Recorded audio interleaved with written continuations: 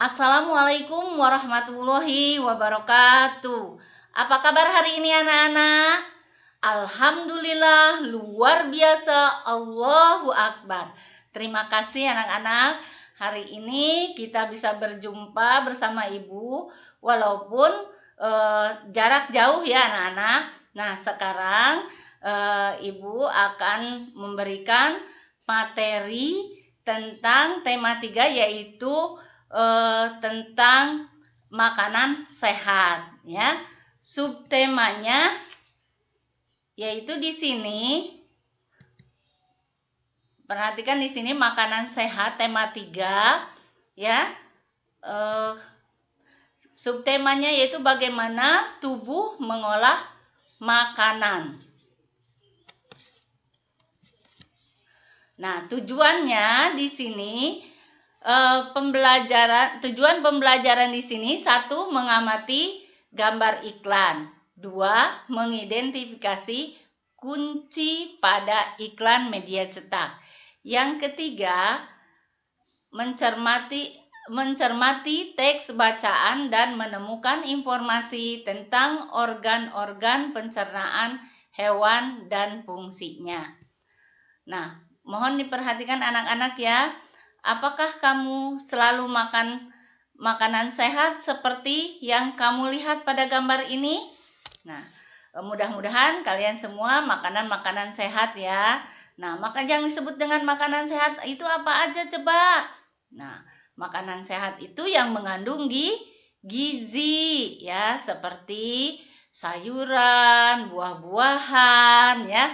Nah, kalian tahu nggak makanan sehat di sini? Nah, yang paling kamu sukai itu apa? Buah-buahan, misalkan jeruk. Nah, itu adalah mengandung vitamin C, yaitu adalah mengandung gizi yang baik untuk misalkan kamu sakit sariawan, apa itu ya, makan makanan buah-buahan yang mengandung vitamin C. Nah, di antaranya di sini makanan sehat itu yaitu yang disebut 4 sehat 5 sempurna. Nah, sebelumnya Ibu punya lagu nih. Lagunya yaitu lagu 4 sehat 5 sempurna. Mau dengerin dulu enggak? Dengerin ya. Walaupun suara Ibu tidak begitu bagus, tapi Ibu akan memberikan supaya kamu itu makanan sehat itu yang bagaimana. Kita nyanyikan dulu ya. 4 sehat, 5 sempurna, itulah makananku. 1 nasi, 2 ikan, 3 sayur-sayuran, 4 buah, 5 susu, itulah urutannya. Nah, itulah lagu 4 sehat 5 sempurna ya.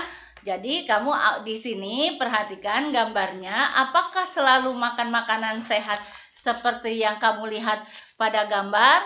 Kamu makanan seperti yang ada di gambar enggak?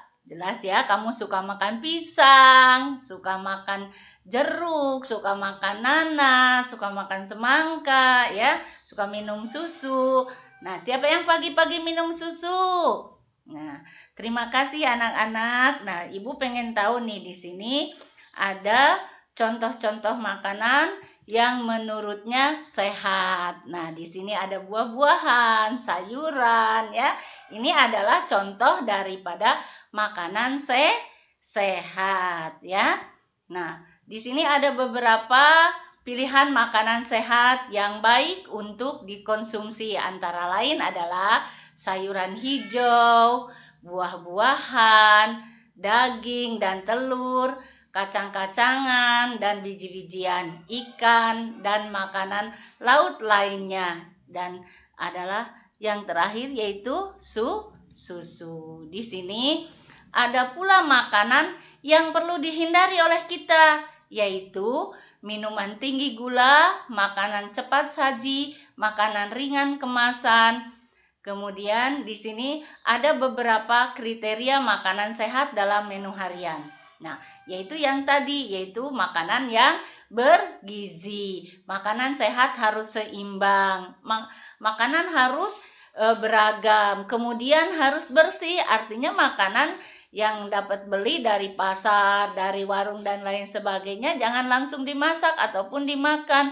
Harus dicuci dulu bersih supaya jangankan makanan, buah-buahan dan yang lainnya pun ya, kalian juga apabila setelah beraktivitas tangan harus dicuci bersih ya.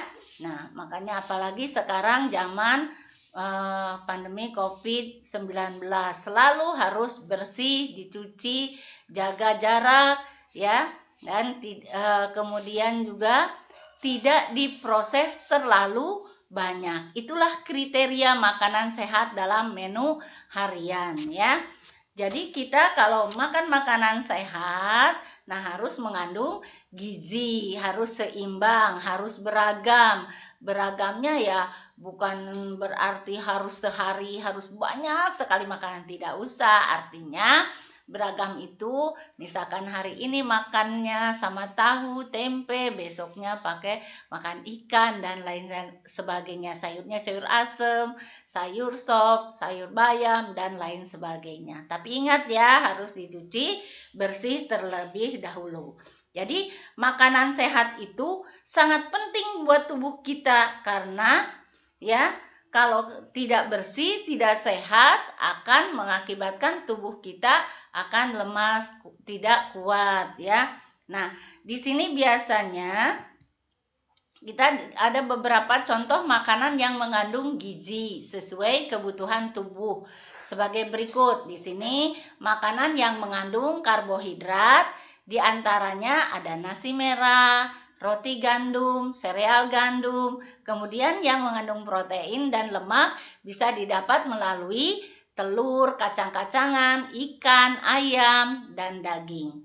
Nah, di sini yang termasuk pada buah sayur dan buah-buahan adalah sumber vitamin yang kamu bisa dapatkan untuk tubuh ya, biar tubuh sehat. Kamu jangan lupa banyak makan sayur dan buah-buahan karena itu mengandung vitamin ya. Nah, di sini ada juga supaya kita tertarik. Nah, ada iklannya ya. Banyak iklan yang dapat kita temui di tempat-tempat umum. Misalkan, nah di sini juga Ibu memberikan iklannya, contoh iklannya makanan sehat dan bergizi. Di sini ada buah stroberi dicampur dengan melon, diberikan susu. Nah, dibikin jus ya. Itulah makanan sehat yang mengandung gizi. Kemudian di sini ada cintai jantung Anda, konsumsi sayur dan buah-buahan. Di sini iklannya perhatikan baik-baik. Di sini ada iklannya ya. Nah, kemudian makanan sehat dan bergizi penting untuk pertumbuhan otak dan anak ya. Perhatikan baik-baik di sini.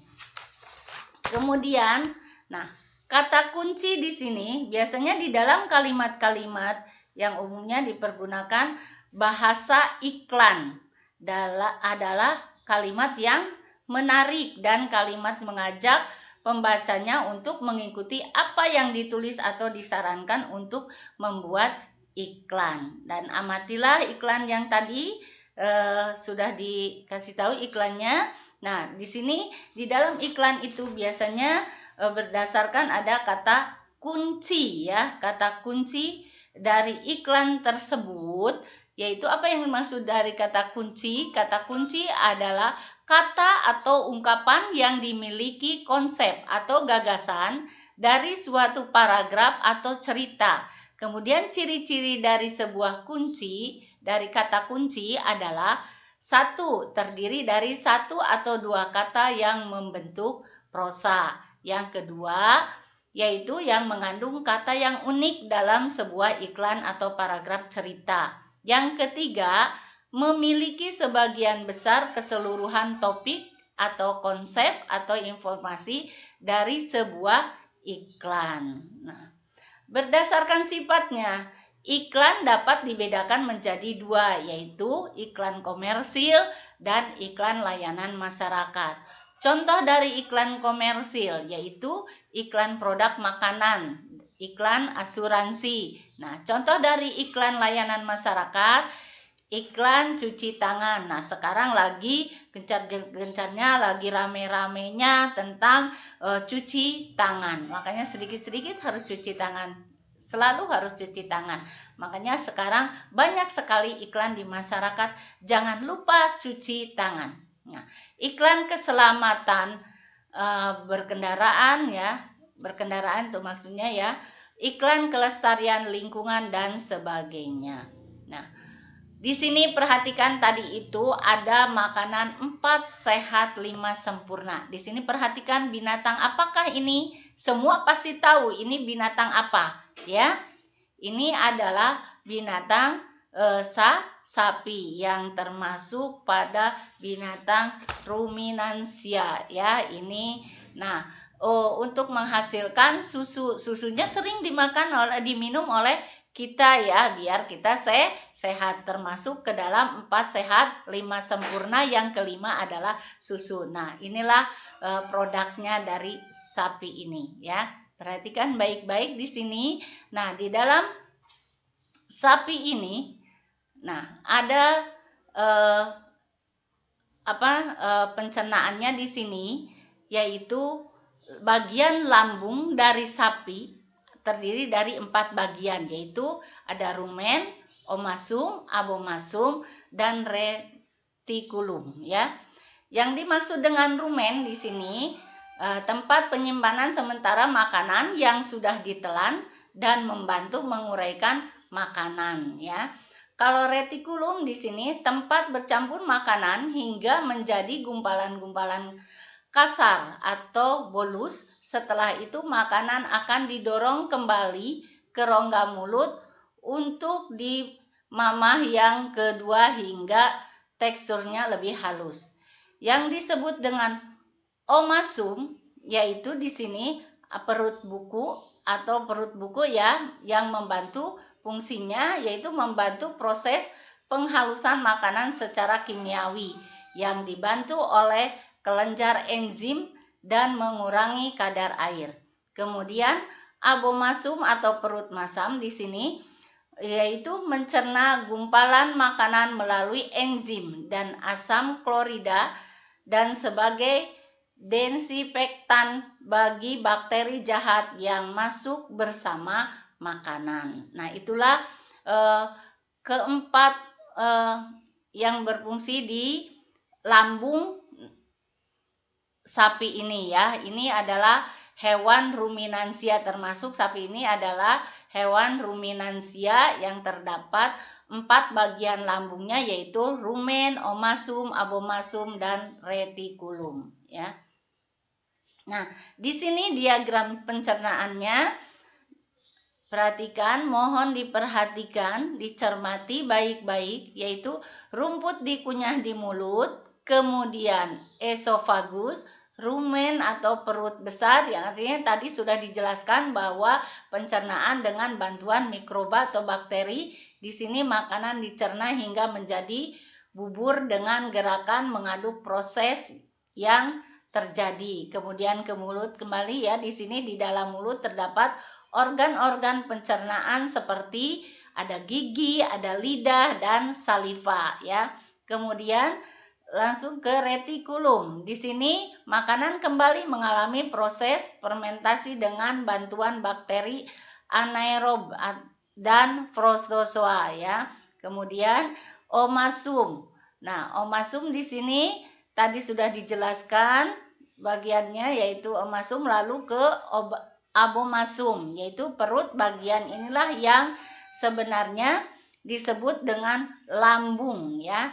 Lambung di sini makanan dicerna dengan bantuan enzim. Nah, perhatikan di sini bagian sistem pencernaan makanan pada hewan ruminansia yaitu lebih kompleks dibandingkan pencernaan hewan lainnya. Hewan ruminansia adalah kelompok hewan mamalia yang biasa memamah atau memakan 2 kali dan dikenal dengan hewan memamah biak. Contoh hewan ruminansia ialah sapi, kerbau, rusa, domba, kambing, dan kijang. Di dalam mulut terdapat organ-organ pencernaan seperti berikut. Tadi sudah disebutkan, yaitu ada gigi, ada lidah, dan saliva. Saliva itu merupakan cairan atau enzim khusus yang dihasilkan oleh kelenjar khusus pada sapi yang kemudian disalurkan ke dalam rongga mulut, ya. Kesimpulan dari pembelajaran hari ini, tema 3 ini untuk subtema 1, yaitu makanan sehat adalah makanan yang mengandung gizi. Kata kunci adalah kata atau ungkapan yang memiliki konsep atau gagasan dari suatu paragraf atau cerita. Yang ketiga yaitu sistem pencernaan hewan ruminansia lebih kompleks dibandingkan pencernaan hewan lainnya. Panjang usus halus seekor sapi dewasa dapat mencapai 40 meter. Di dalam usus halus terjadi proses absorpsi dan fermentasi. Nah, demikianlah penjelasan pembelajaran tema 3 subtema 1. Selamat belajar dan terima kasih. Assalamualaikum warahmatullahi wabarakatuh.